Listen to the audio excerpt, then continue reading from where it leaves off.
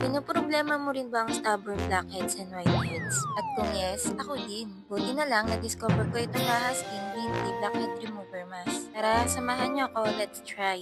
At first, after cleansing, apply a hot towel to the nose for 5 minutes. Properly, apply Raha Skin Green Tea Blackhead Remover Mask to the nose so other affected evenly.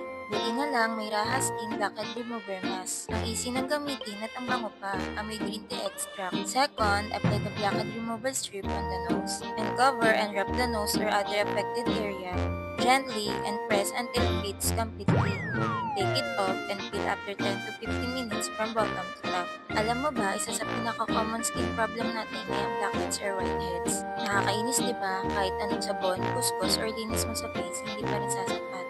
Buti na lang ang Raha Skin ay especially formulated para tanggalin ang stubborn blackheads ng dahan-dahan at safe sa skin.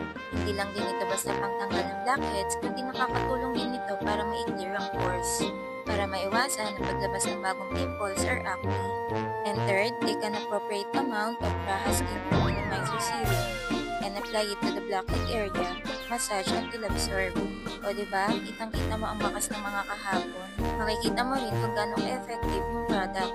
Ano pa inaantay mo dyan? Get yours now, mag-harvest ka na rin. Thanks for watching. Nabya!